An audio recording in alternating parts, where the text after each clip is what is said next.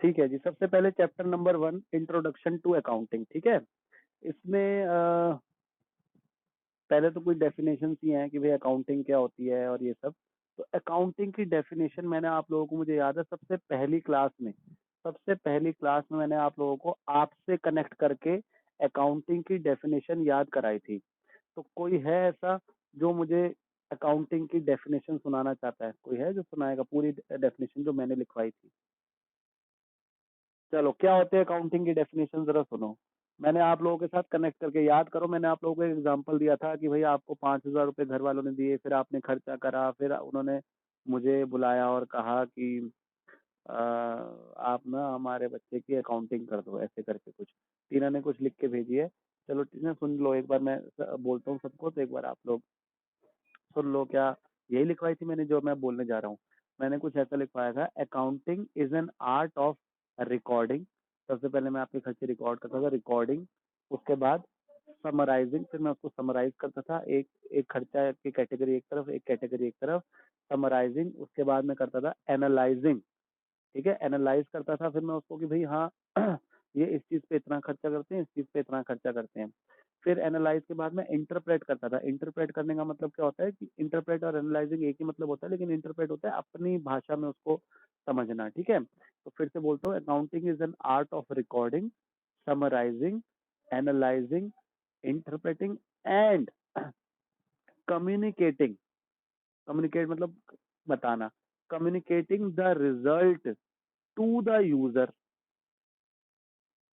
Result जो निकाला है वो यूजर को बताना है, कम्युनिकेट करना है। किस चीज का? ऑफ ट्रांजैक्शन, जो ट्रांजैक्शन करिए। कौन सी? Which are financial in nature. तो याद आई किसी को डेफिनेशन? अब एक बार मैं बोल रहा हूँ पूरी definition. Accounting is an art of recording, summarising, analysing, interpreting and communicating the result to the user of transaction which are financial in nature. तो हो गया मेरे ख्याल। अब तो नहीं भूलोगे दोबारा इसको, बीच बीच में रिवाइज करते रहा करो। ठीक है, नेक्स्ट जो हमने पढ़ना है वो है करेक्टरिस्टिक्स ऑफ अकाउंटिंग। अकाउंटिंग की करेक्टरिस्टिक्स क्या होती हैं? मतलब कि इसको एट्रीब्यूट्स भी कहते हैं। मतलब कि अकाउंटिंग के क्या कहें कि इसमें क्या क्या चीजें होती हैं, उसके करेक्टरिस्टिक मतलब हो गया वो। ठीक है, कि उसका नेचर क्या है, जैसे कहते हैं ना इस इंसान का नेचर ऐसा है, तो ऐसे अकाउंटिंग का क्या नेचर है, करेक्टरिस्टिक्स क्या है। तो इसमें पॉइंट्स है, मैं सिर्फ पॉइंट्स पढ़ रहा हूँ, उसके आगे का जिसका मुझे लगेगा उसका पढ़ के बताऊंगा, वरना फिर मैं आपको आगे बढ़ेंगे अब। हेलो हेलो, अब ठीक है आवाज? अच्छा देखो, चलो थोड़ा सा अपने भी माइक तो वो ठीक करो, मतलब वहां से साउंड, क्योंकि युवराज तो कह रहे ठीक आ रही है। अच्छा अब ठीक है, दोबारा ठीक है, मैंने वापस माइक नीचे कर दिया थोड़ा। अब ठीक है, बेटर है। चलो ठीक है, चलो जी सुनो। करेक्टरिस्टिक्स ऑफ अकाउंटिंग में पहली करेक्टरिस्टिक्स लिखी है, identifying financial transaction and event. तो कह रहा है कि एक तो नेचर क्या है इसका कि हमें फाइनेंशियल ट्रांजैक्शंस जो होती हैं उसको आइडेंटिफाई करना होता है। जैसे मैंने आपको बताया कि भाई प्रोपराइटर है, उसके बेटे की शादी है, तो क्या ये एक फाइनेंशियल ट्रांजैक्शन है? नहीं। हमने जो मान के चलो प्रोपराइटर है, उसमें 5-6 एम्प्लॉय रखे हुए हैं, उनमें से एक एम्प्लॉय तो बहुत तेज काम करता है, 4 एम्प्लॉय कम धीरे काम करते हैं, तो क्या ये कोई फाइनेंशियल ट्रांजैक्शन है? नहीं। तो हमें तो क्या करना है, आइडेंटिफाई फाइनेंशियल ट्रांजैक्शन को आइडेंटिफाई करना है कि हम उसको फिर आगे रिकॉर्ड करें या ना करें। ठीक है, पहली चीज तो ये हो गई। फिर उसके बाद है measuring, measuring the identified transaction. कह रहा है जो आइडेंटिफाई करी है ट्रांजैक्शन उसको फिर मेजर करना करेंसी में, कि भाई कितने रुपए की ट्रांजैक्शन है। ठीक है ना, पहले तो देखना है कि क्या वो फाइनेंशियल ट्रांजैक्शन है, फिर जब आपने आइडेंटिफाई कर लिया वो फाइनेंशियल ट्रांजैक्शन है, तो फिर उसको मेजर करना कि कितने रुपए की फाइनेंशियल ट्रांजैक्शन है। ठीक है, फिर थर्ड लिखा हुआ है रिकॉर्डिंग। फिर उसके बाद तो वही स्टेप शुरू हो गए जो हम करते हैं, रिकॉर्डिंग। इसमें आगे लिखा हुआ है क्लासिफाइंग, पर मैंने आपको समराइजिंग बताया है। फिर इसमें लिखा हुआ है एनालिसिस एंड इंटरप्रिटेशन, तो एनालाइजिंग एंड इंटरप्रिटेशन भी हमने पढ़ा हुआ है। फिर लिखा है कम्युनिकेटिंग, तो ये भी हमने पढ़ा हुआ है। तो इसके बारे में डिटेल में आप इसके आगे आगे लिखा हुआ है तो वो पढ़ सकते हो, जो मैंने बताया वही चीज इसमें लिखी हुई है, तो हम ज्यादा उसको डिटेल में घुसेंगे नहीं। फिर कह रहा है इज अकाउंटिंग अ साइंस और एन आर्ट। कह रहा है अकाउंटिंग जो है क्या वो साइंस है या आर्ट है। ठीक है, अब आप कहोगे सर अकाउंटिंग तो कॉमर्स में आती है, लेकिन एक साइंस और एक आर्ट का ना एक अपना मतलब भी होता है। सिर्फ स्ट्रीम नहीं होती कि हमारे पास कॉमर्स है, एक साइंस होती है, एक आर्ट होती है, नहीं। साइंस अपने आप में, साइंस का एक अपना अलग मतलब भी होता है और आर्ट का एक अपना जैसे आर्ट को वैसे हिंदी में कहते हैं कला, मतलब कहते हैं ना कि यार उसकी आर्ट, उसमें ये आर्ट है, उसमें डांस की आर्ट है, उसमें पेंटिंग की आर्ट है, मतलब एक कला है उसमें, एक टैलेंट है। तो क्या कह रहे हैं कि अकाउंटिंग क्या एक साइंस है, क्या विज्ञान है, क्या कोई इसमें कुछ साइंस का भी मतलब देखो क्या होता है, साइंस का मतलब हो गया लॉजिक। साइंस का मतलब, साइंस क्या होता है भाई, कहते हैं ना कि भाई H2O वाटर है या कुछ है, तो एक लॉजिक होता है साइंस के पीछे कि भाई बारिश क्यों होती है, तो साइंस ने इसका एक लॉजिक दिया हुआ है, जवाब दिया हुआ है। तो कह रहे हैं अकाउंटिंग क्या एक साइंस है, क्या कोई लॉजिक है अकाउंटिंग के पीछे, या एक ये आर्ट है। तो अब जरा इसका आंसर पढ़ते हैं। कह रहे हैं accounting is an art as well as science. कह रहे हैं अकाउंटिंग एक आर्ट भी है और एक साइंस भी है। कैसे? कह रहे हैं देखो, अब देखो आर्ट का रीजन बता रहा है, आर्ट का कि साइंस अकाउंटिंग एक आर्ट क्यों है। कह रहा है art is the technique which helps us to achieve our desired objective. कह रहा है आर्ट क्या होता है, एक टेक्निक होती है जो हेल्प करती है हमें किस चीज में, कि जो हम एक ऑब्जेक्टिव चाहते हैं उसको पूरा करने में। कह रहा है अच्छा, अब पहले तो इसने आर्ट का मतलब बता दिया क्या होता है, अब ये अकाउंटिंग को आर्ट से जोड़ के बता रहा है। अब देखो क्या लिखा है, अब देखो वही वाली जो मैंने आपको लाइन लिखवाई है वही लिख रहा है। Accounting is an art of recording, classifying, summarising और ये सब फाइनेंशियल ट्रांजेक्शन। तो कह रहा है अकाउंटिंग भी तो एक आर्ट है कि हम उसको रिकॉर्ड कर रहे हैं, समराइज कर रहे हैं फाइनेंशियल ट्रांजेक्शन को, तो इसलिए अकाउंटिंग एक आर्ट है। ठीक है। और कह रहा है क्यों, कह रहा है it help us in knowing the profitability and the financial position of the business. और अभी ऊपर आर्ट की डेफिनेशन क्या लिखी हुई थी, कि आर्ट एक टेक्निक है जो हमें हमारे ऑब्जेक्टिव तक पहुंचाता है, जो हम ऑब्जेक्टिव चाहते हैं।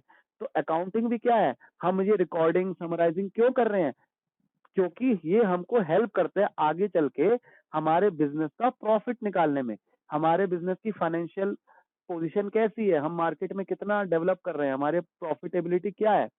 तो अकाउंटिंग से पता चलता है ये। और कह रहा है अकाउंटिंग एक आर्ट है जिससे आप रिकॉर्ड करते हो, समराइज करते हो, और वो आपको आपके डिजायर्ड ऑब्जेक्टिव, क्या है डिजायर्ड ऑब्जेक्टिव अकाउंटिंग का, प्रॉफिट निकालना, फाइनेंशियल पोजीशन निकालना एक बिजनेस की, तो वो हमें उसमें मदद करता है।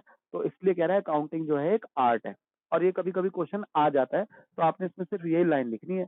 ठीक है।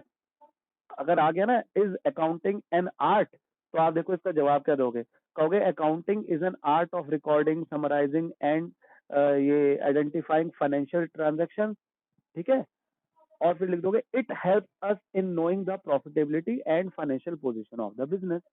तो ये तो हो गया कि अकाउंटिंग एक आर्ट है। अब अगला सवाल है कि क्या अकाउंटिंग एक साइंस भी है।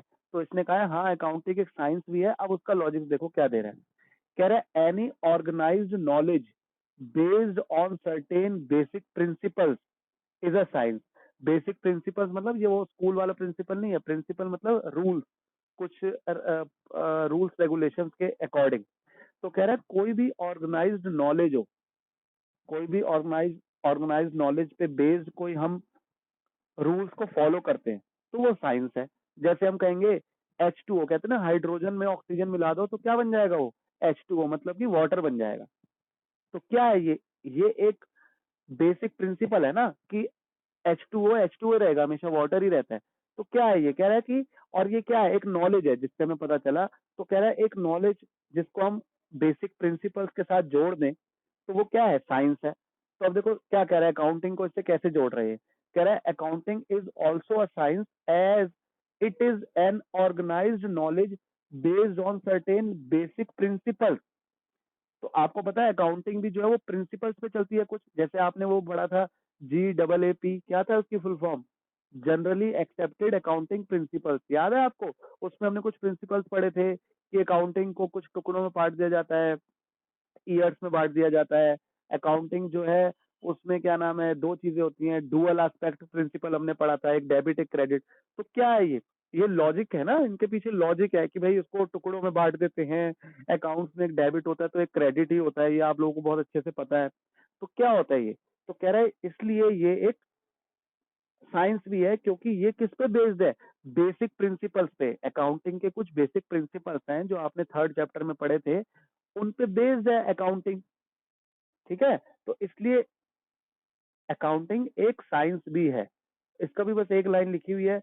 पहले बताया हुआ साइंस क्या होती है, फिर लिखा है accounting is also a science because it is an organised knowledge based on certain basic principles की, बेसिक प्रिंसिपल्स पे ये बेस्ड है। क्या? कुछ ऑर्गेनाइज्ड नॉलेज। ऑर्गेनाइज्ड नॉलेज क्या है? कि एक मेटेरियलिटी कॉन्सेप्ट है, आपको पता है वो प्रिंसिपल होता है प्रूडेंस प्रिंसिपल, किसी को याद है? कि अगर हमें प्रॉफिट होने वाला है तो हम रिकॉर्ड नहीं करेंगे, लेकिन अगर हमें लगता है लॉस होने वाला है तो उसको आज ही रिकॉर्ड कर लेंगे। तो ये सब क्या है? ये सब हमारे बेसिक प्रिंसिपल्स हैं जो कि एक ऑर्गेनाइज्ड नॉलेज पे बेस्ड है, तो इसलिए ये साइंस है। ठीक है, तो अब इस पे ज्यादा आगे ना टाइम वेस्ट करते हैं, हम आगे बढ़ते हैं। अब आगे जो है वो है अकाउंटिंग प्रोसेस। प्रोसेस तो आपको पता है कि रिकॉर्डिंग करते हैं, जर्नल एंट्री, फिर बुक्स बनाते हैं। ये इसमें मैं नहीं जा रहा, ये इतना कोई वो है भी नहीं, आपको पता है मतलब। उसके बाद अगला जो है ब्रांचेस ऑफ अकाउंटिंग। अच्छा, अकाउंटिंग भी ना 3 तरीके की होती है। अभी तो आप 11th में हो, अभी आप जब ग्रेजुएशन में पढ़ोगे तो आपको आगे चल के देखना 3 तरीके की अकाउंटिंग आएंगे। आप कहोगे सर यार, सर ने तो हमें एक ही अकाउंटिंग पढ़ाई थी। तो आपके अलग सब्जेक्ट आएगा पूरा अकाउंटिंग का। आप देखो कितने टाइप की अकाउंटिंग होती है। एक होती है फाइनेंशियल अकाउंटिंग, जो आप 11th में पढ़ रहे हो, this is called financial accounting. एक होती है कॉस्ट अकाउंटिंग। कॉस्ट अकाउंटिंग क्या होती है? कॉस्ट अकाउंटिंग जो है वो कॉस्ट पे बेस्ड होती है कि कोई प्रोडक्ट बनाते हैं, उसकी कॉस्ट कितनी हमको पड़ी है, या और भी बहुत सारी चीजें होती हैं। वो आप ग्रेजुएशन में, आई थिंक फाइनल ईयर में, अगर आप बीकॉम प्रोग्राम करते हो तो फाइनल ईयर में आपके कॉस्ट अकाउंटिंग एक पूरा सब्जेक्ट है आपका। और एक है मैनेजमेंट अकाउंटिंग। मैनेजमेंट अकाउंटिंग का मतलब है कि जो कोई कंपनी वगैरह है उसमें जो मैनेजमेंट है, जो सारी कंपनी संभाल रही है, उसके रिगार्डिंग, उसकी अकाउंटिंग के रिगार्डिंग एक सब्जेक्ट होता है मैनेजमेंट अकाउंटिंग। तो अकाउंटिंग की 3 ब्रांचेज हैं, फाइनेंशियल अकाउंटिंग, कॉस्ट अकाउंटिंग और मैनेजमेंट अकाउंटिंग। तो हम जो पढ़ रहे हैं, जो अभी 11th में पढ़ेंगे, 12th में पढ़ेंगे, हम पढ़ेंगे फाइनेंशियल अकाउंटिंग। ठीक है, और कॉस्ट अकाउंटिंग, मैनेजमेंट अकाउंटिंग वो आप ग्रेजुएशन में पढ़ोगे, तो तब वहां पे डिटेल में आप समझना उसको। तो अभी तो हम यही है कि 3 ब्रांचेस कौन सी है वो हमने बता दी है। ठीक है, उसके बाद पूछ रहा है कि बुक कीपिंग क्या होती है। बुक कीपिंग, तो बुक कीपिंग होती है कि जैसे जो हम अकाउंट्स बना रहे हैं उसको जो मेंटेन कर रहे हैं, दैट इज बुक कीपिंग। जरा पढ़ते हैं क्या लिखा है। कह रहा है book keeping is a part of accounting being a process of recording financial transaction and events in the books of account. तो बुक कीपिंग, बुक, अच्छा बुक मतलब क्या होता है आपको पता है ना? बुक मतलब एक किताब हो गई, और कीपिंग मतलब क्या हो गया? उसका रख रखाव। तो अकाउंटिंग जो आप करते हो, जर्नल एंट्री करते हो, लेजर करते हो, वो कहाँ करोगे? दीवार पे थोड़ी करोगे, कहीं कहीं किसी रजिस्टर में, या आजकल तो चलो टैली आ गया, वरना आप क्या करते हो? मतलब बुक कीपिंग मतलब कोई बुक बनाई है आपने और उसको आप सेफली संभाल के रख रहे हो।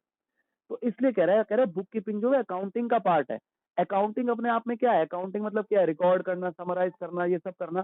तो वो आप करोगे किसमें? किसी चीज में करोगे ना, कोई रजिस्टर में या सॉफ्टवेयर में या किसी चीज में।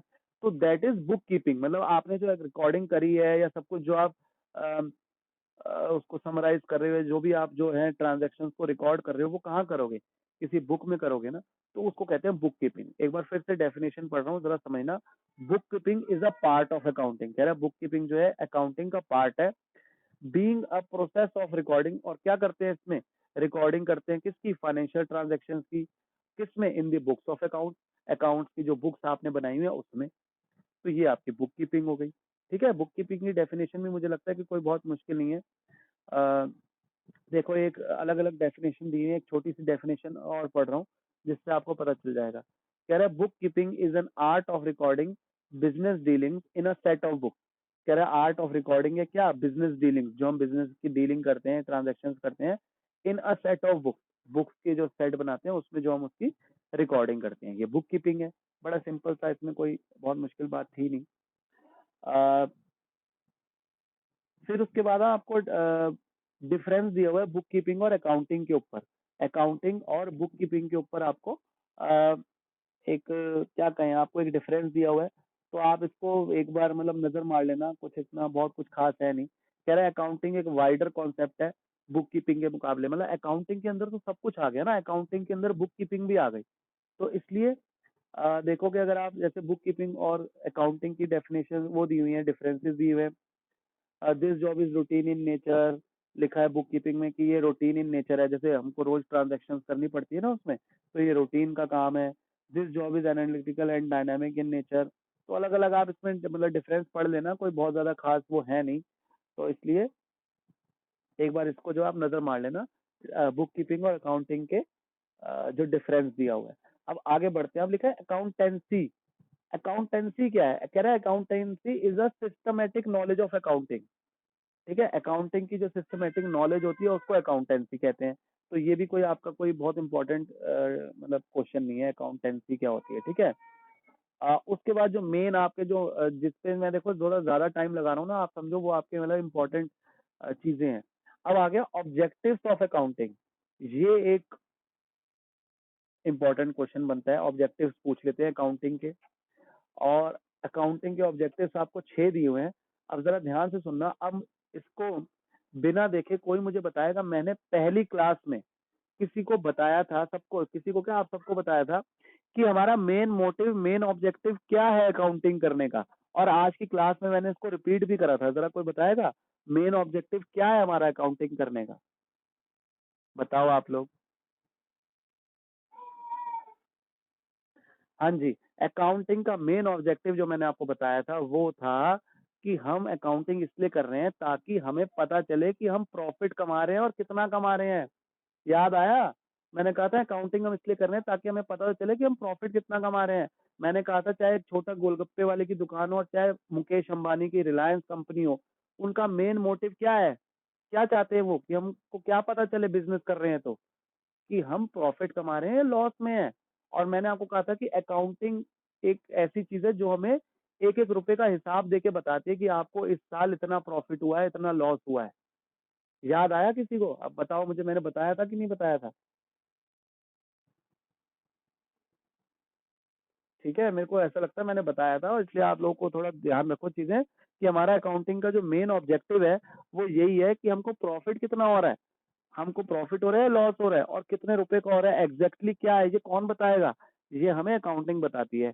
तो आप जरा बुक तो चलो आप लोगों ने खोली है नहीं, पर मैं दिखा देता हूँ। देखो सेकंड नंबर पे लिखा है डिटरमाइन प्रॉफिट और लॉस। ऑब्जेक्टिव लिखे हैं अकाउंटिंग के, उसमें लिखा है डिटरमाइन प्रॉफिट और लॉस। तो ऑब्वियसली ये तो बहुत बड़ा रीजन है, सबसे बड़ा ऑब्जेक्टिव है ये तो अकाउंटिंग करने का। अच्छा, आप कोई बिजनेस कर रहे हो, मैं आपको कहूँ अकाउंटिंग करो जी आप अपने बिजनेस में, आप कहोगे सर क्यों करनी है, क्या, मैं तो नहीं कर रहा। कुछ रीजन तो दो मुझे कि मैं अकाउंटिंग करूँ, कोई अकाउंटेंट रखूँ, वो मेरे को जो है मेरी अकाउंटिंग करेगा। करूँ क्यों, मेरे को जरूरत ही नहीं है। मैं कहूंगा भाई साहब एक बात हो, आप बिजनेस करने जा रहे हो करोड़ों रुपए का, आप 1 साल बिज़नेस करोगे, आपको ये नहीं जानना कि आपको प्रॉफ़िट हुआ है या लॉस हुआ है। वो आप कहोगे हाँ सर मुझे तो जानना है कि मुझे प्रॉफ़िट हुआ है या लॉस हुआ है, या प्रॉफ़िट हुआ है तो कितने रुपए का प्रॉफ़िट हुआ है। तो मैं कहूँगा भाई इसलिए अकाउंटिंग करने को कह रहा हूँ मैं आपको। तो देखो कितना बड़ा रीज़न है ये तो अकाउंटिंग करना, ताकि आपको कोई भी बिज़नेस कर रहा हो, कोई छोटा इंसान बिज़नेस कर रहा हो, बड़ा हो, उसको बड़ा ज़रूरी है जानना। आप अपने ऊपर लेके देखो ना ये बात, आप बिज़नेस कर रहे हो, आपका सबसे पहले क्या होगा, सर मुझे प्रॉफ़िट कितना हो रहा है पता तो चले, या लॉस हो रहा है पता चले, मेरे घर से सामान बिकता जा रहा है और मैं वहाँ सोच रहा हूँ मैं तो जी बड़ा अच्छा कमा रहा हूँ, पता चले घर की चीजें बिकती जा रही हैं। तो इसलिए थोड़ा सा अकाउंटिंग आपको पता चल गया क्यों इतनी जरूरी है। तो इसमें जो पहला ऑब्जेक्टिव लिखा हुआ है, लिखा है record of financial transaction and event. तो कह रहा है इसका एक ऑब्जेक्टिव क्या है कि हम जो फाइनेंशियल ट्रांजेक्शन और इवेंट्स होते हैं उसको रिकॉर्ड करना। तो ये एक ऑब्जेक्टिव है। और अभी ये मैं 6 के 6 ऑब्जेक्टिव बताऊंगा, उसके बाद आपको एक चीज इससे कनेक्ट करके बताऊंगा। उसके बाद अगला देखो क्या है, डिटरमाइन प्रॉफिट और लॉस। तो ये तो मैंने भी चर्चा करी थी आपके साथ कि प्रॉफिट या लॉस को डिटरमाइन करने के लिए। फिर अगला है डिटरमाइन फाइनेंशियल पोजीशन। हमारी जो फाइनेंशियल पोजीशन है, मतलब हमारा बिजनेस कहाँ स्टैंड कर रहा है, मतलब हम पोजीशन समझ रहे हैं। पोजीशन मतलब कि एक तो हो गया प्रॉफिट या लॉस निकालना, और एक है कि हम क्या पोजीशन है हमारी, मतलब कि हमारे पास कितनी एसेट्स हैं, कितनी लायबिलिटीज हैं, क्या है। तो ये भी हमें कौन बताता है, अकाउंटिंग बताती है। असिस्टिंग द मैनेजमेंट, मतलब कि जो बिजनेस संभाल रहे हैं हमारा, मान के चलो हमने मैनेजर रखा हुआ है या हमारा बहुत बड़ा बिजनेस है, हमने एक पूरी टीम रखी हुई है मैनेजर्स की, तो उनको हेल्प करती है अकाउंटिंग कि वो और अच्छे से काम कर सके, हमारे बिजनेस को और अच्छे से संभाल सकें। अकाउंटिंग हमको, उनको जो मैनेजमेंट को है उनको हेल्प करती है। असिस्ट मतलब हेल्प करती है। मान के चलो हम तो बिजनेस तो बहुत अच्छा कर रहे हैं, हमको हमारी सेल्स भी बहुत अच्छी है, प्रॉफिट भी बहुत अच्छे है, लेकिन हम मान के चलो जितनी भी सेल कर रहे हैं वो उधार पे कर रहे हैं। हम सेल तो कर रहे हैं, प्रॉफिट कमा रहे हैं, लेकिन पैसा नहीं आ रहा, हमारे डेटर बढ़ते जा रहे हैं, डेटर बढ़ते जा रहे हैं। तो ये कौन बताएगा डेटर बढ़ते जा रहे हैं और पैसे नहीं आ रहे, ये कौन बताएगा? ये बताएगी हमारी अकाउंटिंग। और इससे किसको हेल्प मिलेगी? मैनेजमेंट को। फिर मैनेजमेंट कह सकती है ना कि भाई जी हम सेल तो बहुत कर रहे हैं लेकिन हम उधार पे ज्यादा सेल कर रहे हैं, अब हमें उधार पे थोड़ी कम सेल करनी चाहिए, कैश में करनी चाहिए, या डेटर से जल्दी पैसे लेने चाहिए। आप समझ रहे हो? मैनेजमेंट को डिसीजन लेने में आसानी होती है। अकाउंटिंग करने के बाद। और क्या ऑब्जेक्टिव है इसका? Communicating accounting information to users. तो ये तो आपको पता ही है कि जो अकाउंटिंग हमने करी है उससे कुछ रिजल्ट निकला होगा, वो यूजर्स को कम्युनिकेट करना, बताना। अब यूजर कोई भी हो सकता है। यूजर जो है प्रोपराइटर भी हो सकता है जिसका बिजनेस है। यूजर जो है बैंक भी हो सकता है। मान के चलो बैंक से हम लोन लेने जाते हैं, मेरा बिजनेस है, मैं बैंक से लोन लेने जाता हूँ, तो बैंक क्या कहेगा? कहेगा क्या बिजनेस करते हो, अपनी बैलेंस शीट वगैरह तो दिखाओ, मुझे बताओ तो सही आपने पिछले 5 सालों में कितना प्रॉफिट कमाया, कितना लॉस करा, कहीं मैं आपको लोन दे दूं और आप मेरे पैसे ना चुका पाओ। तो इस केस में यूजर बैंक भी हो गया। समझ रहे हो? अकाउंटिंग इन्फॉर्मेशन मतलब होगी जो हमने बिजनेस में जो अकाउंटिंग करी है, उस केस में यूजर कोई भी हो सकता है, प्रोपराइटर हो सकता है, बैंक हो सकता है, या डेटर्स हो सकते हैं, क्रेडिटर्स हो सकते हैं, कोई भी हो सकता है यूजर। तो उन तक हमारे को कम्युनिकेट करना है अपनी इंफॉर्मेशन को, वो हो गया ये वाला पॉइंट। और लास्ट पॉइंट है प्रोटेक्टिंग बिजनेस एसेट। ठीक है? प्रोटेक्टिंग बिजनेस एसेट मतलब हो गया कि भाई हमारे बिजनेस को पता तो चले हमारे को अकाउंटिंग करके कि हमारे बिजनेस में कितनी एसेट्स हैं। ठीक है? कितनी एसेट्स हैं, और एसेट्स भी अगर मुझे आप लोगों को याद हो, मैंने आप लोगों को बताया था, एसेट्स भी 2-3 टाइप की होती हैं, फिक्स्ड एसेट्स और करंट एसेट्स। शायद मुझे याद है मैंने इस बारे में थोड़ा आप लोगों को एक आध बार बताया था। फिक्स्ड एसेट्स होती हैं जनरली जिनकी लाइफ 1 साल से ज्यादा होती है। करंट एसेट्स होती है जिनकी लाइफ जनरली 1 साल से कम होती है। जैसे कैश, बैंक, स्टॉक, डेटर्स, ये हमारी करंट एसेट्स हैं। और बिल्डिंग, प्लांट एंड मशीनरी और आपका मोबाइल, ये सब क्या है? ये एक फिक्स्ड एसेट्स है। तो वही कह रहा है कि प्रोटेक्टिंग बिजनेस एसेट्स मतलब कि जब हमने उनका रिकॉर्ड रखा होगा तो हमें पता होगा ना हमारे पास कितनी एसेट्स है, उनकी वैल्यू क्या है, ये वो। तो ये एक ऑब्जेक्टिव है अकाउंटिंग, उसका अकाउंटिंग का। तो आपने पढ़े, हमने 6 अकाउंटिंग के हमने ऑब्जेक्टिव पढ़े हैं। ठीक है जी?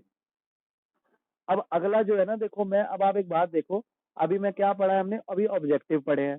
अब मैं फंक्शंस पढ़ रहा हूँ अकाउंटिंग के, फिर मैं एडवांटेज पढ़ूंगा अकाउंटिंग के। तो अगर आप ध्यान से देखना, जब मैं क्या क्या पढ़ूंगा, अभी मैंने ऑब्जेक्टिव पढ़े, फिर मैं फंक्शन पढ़ूंगा और फिर एडवांटेज पढ़ूंगा। तो देखना इनमें से बहुत सारे तो कॉमन है तीनों में। तीनों में देखना बहुत सारे कॉमन है। देखते हैं कि क्या कुछ निकल कर आते हैं कॉमन। देखो अब मैं फंक्शन पढ़ रहा हूँ, तो फंक्शन में पहला लिखा है कि अकाउंटिंग के फंक्शन क्या क्या है। कह रहा है मेंटेनिंग सिस्टमेटिक अकाउंटिंग रिकॉर्ड।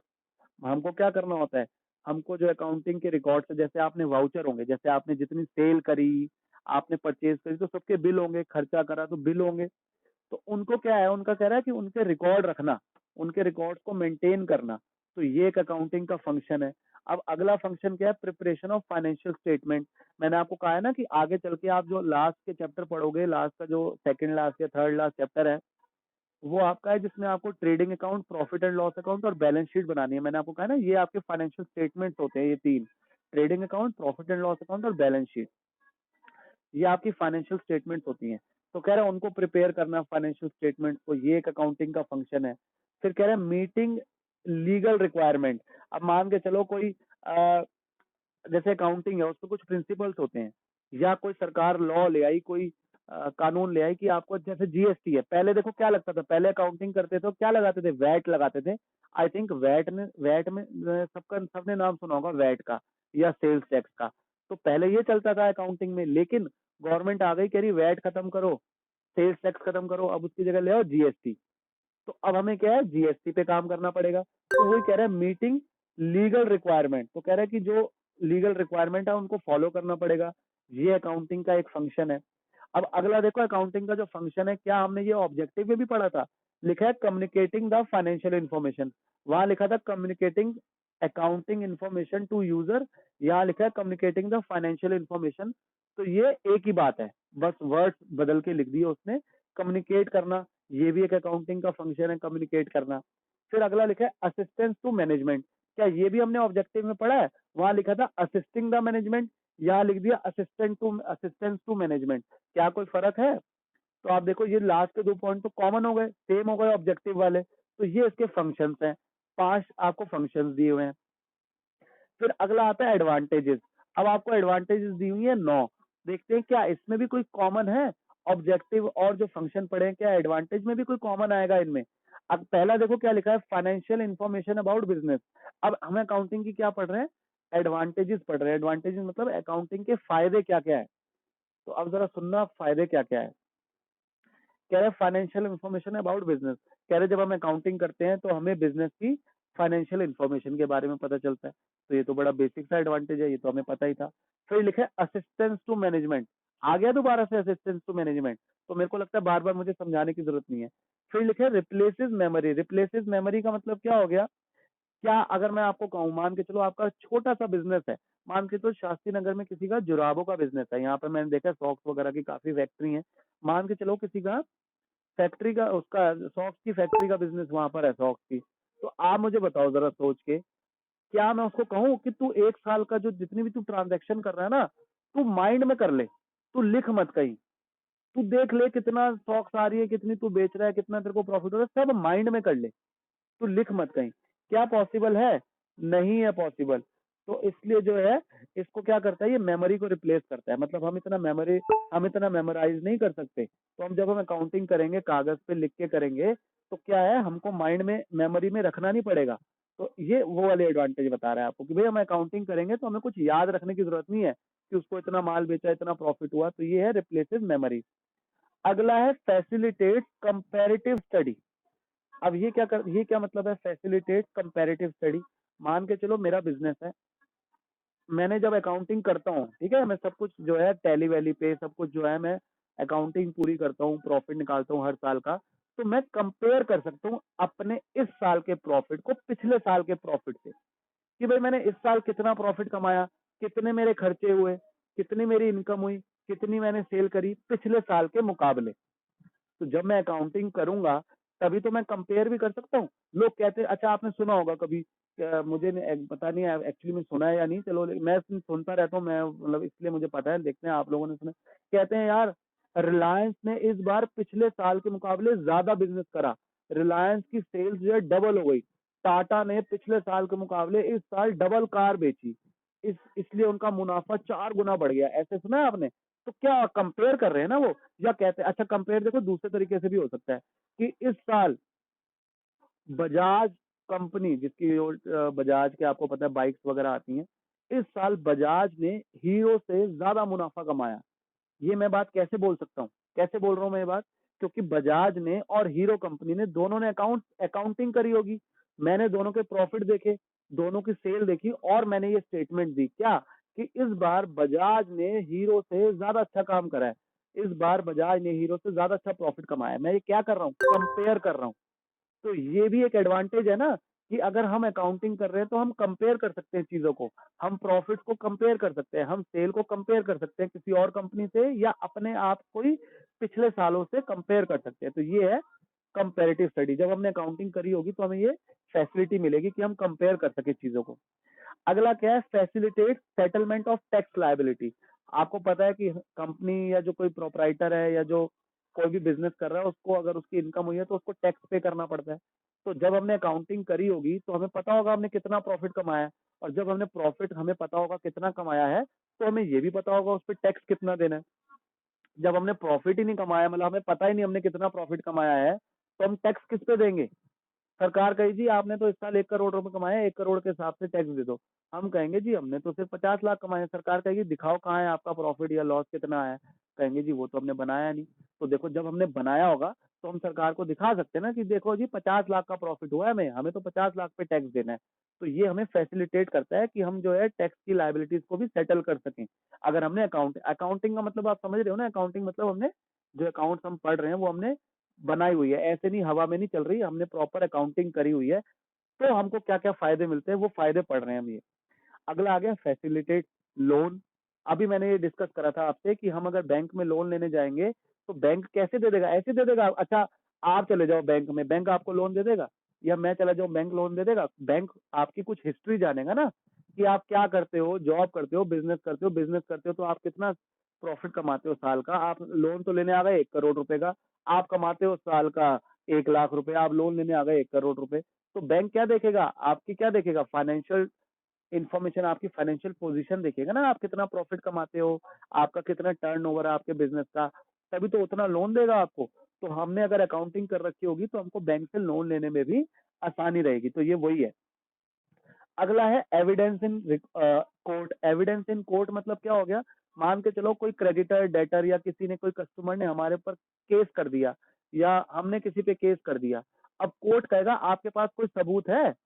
मतलब मान के चलो मैंने एक बंदे को सेल करी 10 लाख रुपए की, मैंने अपने गुड्स बेचे एक बंदे को 10 लाख रुपए के उधार पे। अब वो बंदा आगे चल के मुकर गया, कहेगा मैं तो नहीं दे रहा पैसे। अब मैं क्या करूंगा? कोर्ट में जाऊंगा, कोर्ट में कहूंगा जी मैंने इसको 10 लाख रुपए का सामान बेचा है और ये मेरे पैसे नहीं दे रहा।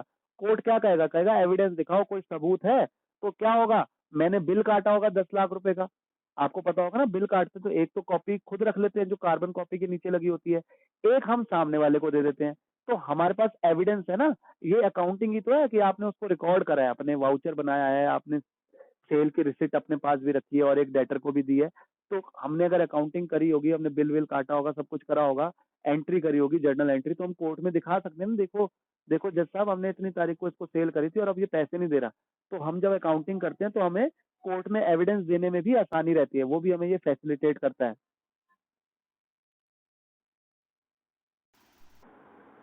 हाँ जी, मैं कह रहा था जैसे डेप्रिसिएशन हम लगाते हैं, हम कहते हैं यार 10 साल बाद ना इस मशीन की वैल्यू जीरो हो जाएगी, ये बिकेगी बिकेगी नहीं। तो हम जो है ना इसको हर साल 10-10 हज़ार रुपए से डेप्रिसिएशन क्या करते हैं, कम कर देते हैं। तो हम क्या करेंगे, उसको पहले साल बीतने के बाद उसकी वैल्यू हमने 90 हज़ार कर दी, फिर अगले साल 80 हज़ार, ऐसे करके 10 साल बाद कितनी वैल्यू कर दी? जीरो। और मान के चलो वो 15 हज़ार की बिक गई। अब हमने क्या सोचा था कि इसकी वैल्यू तो जीरो रह जाएगी, फिर भी वो 15 हज़ार की बिक गई। तो इसलिए कहते हैं अकाउंटिंग जो है फुली एग्जैक्ट नहीं है कि जो हमने सोचा बिल्कुल एग्जैक्ट वही है। ठीक है जी। हाँ ठीक है हर्ष, मैं देख लूंगा। हाँ अगला, उसके बाद अगला है अकाउंटिंग। हम लिमिटेशन पढ़ रहे हैं, पहली लिमिटेशन हमने पढ़ी है accounting is not fully exact. दूसरा पढ़ रहे हैं accounting does not indicate the realisable value. तो ये भी एक तरीके से वही वाली बात आ गई, रियलाइजेबल वैल्यू हमें एग्जैक्ट नहीं बता सकती अकाउंटिंग।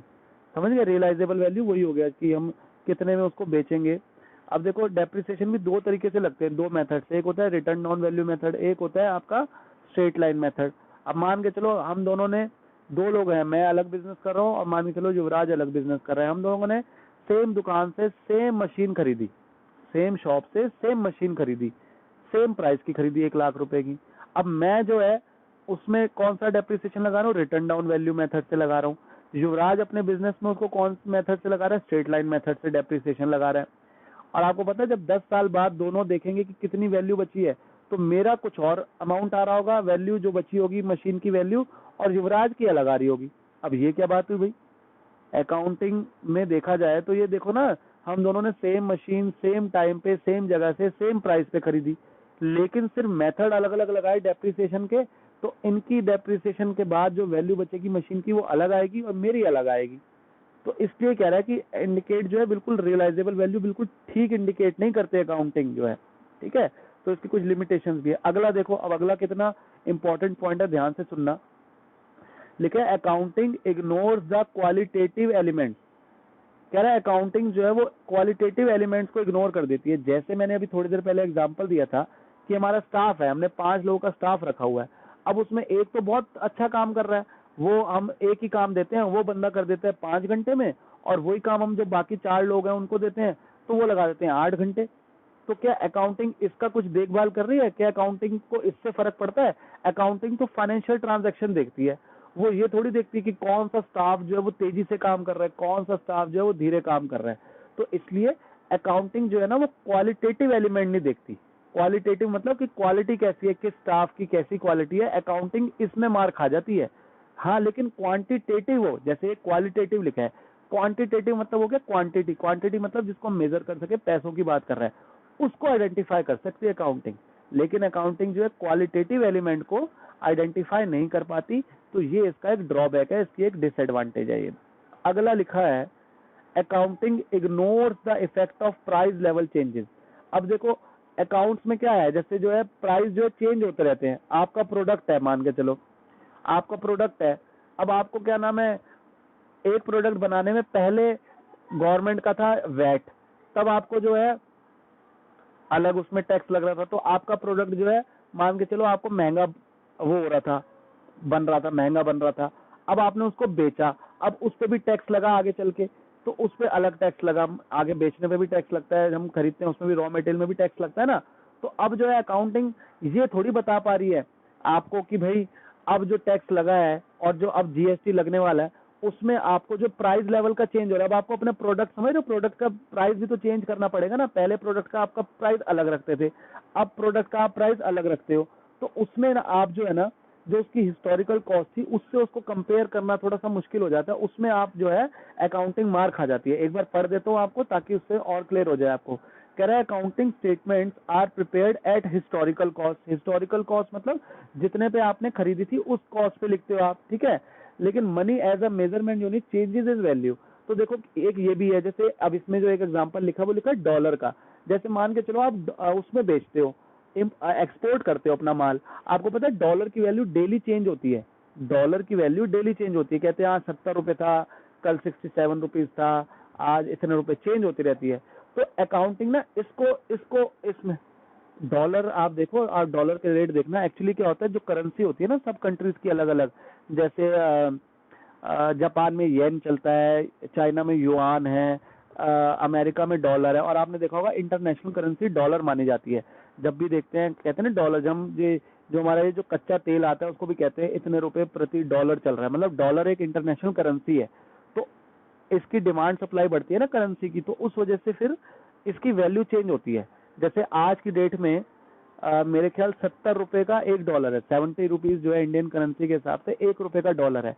कभी कभार ये 67 भी हो जाता है, कभी कभार 69 हो जाएगा, कभी कभार बहुत कभी कभार 60 भी हो जाता है। तो ये रेट चेंज होता रहता है। जैसे हमारे पेट्रोल के भी प्राइस चेंज होते हैं, वैसे समझ लो तो डॉलर के भी प्राइस चेंज होते हैं कि भाई आज डॉलर जो है $1 70 रुपए के बराबर है, कल 68 के बराबर हो जाएगा। आप गूगल पे अभी क्लास के बाद सर्च भी करना, देखना आज डॉलर कितने रुपए का है, ठीक है। तो आपको देखना रोज उसके रेट चेंज होते रहते हैं डिमांड सप्लाई की वजह से, जो भी इस वजह से, ठीक है।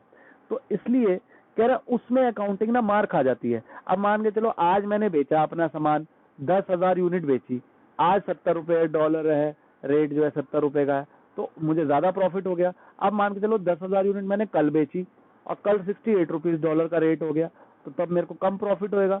तो अकाउंटिंग जो है इसमें मार खा जाती है। बात समझ रहे हो कि देखो मैं बेच तो 10,000 क्वांटिटी रहा हूँ, बेच भी उतने की रहा हूँ, लेकिन एक दिन मुझे 70 रुपए के हिसाब से डॉलर के हिसाब से पैसे मिल रहे हैं, एक दिन मुझे 68 रुपीज डॉलर के हिसाब से पैसे मिल रहे हैं।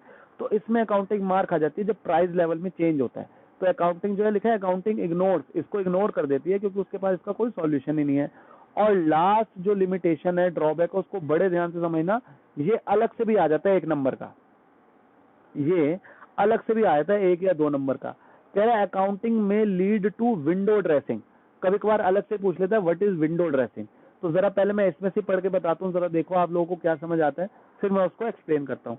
कह रहा है the term window dressing means manipulation of accounts. Manipulation मतलब क्या होता है, अकाउंट्स में गड़बड़ी कर देना। आपने सुना होगा कई बार कहते हैं उस कंपनी ने ना, उस कंपनी के जो मालिक थे उन्होंने अकाउंट्स में गड़बड़ कर दी थी, उन्होंने प्रॉफिट ज्यादा दिखा दिया था बैंक से लोन लेने के चक्कर में, उन्होंने इस वजह से अपना प्रॉफिट ज्यादा दिखा दिया था, या उन्होंने अपना प्रॉफिट कम दिखा दिया था गवर्नमेंट को ताकि टैक्स कम देना पड़े। तो अकाउंट्स में गड़बड़ी कर देते हैं, तो इसको ही कहते हैं विंडो ड्रेसिंग, ठीक है। विंडो ड्रेसिंग का क्या मतलब हो गया, अकाउंट्स में मैनिपुलेशन कर देना, मतलब गड़बड़ी कर देना।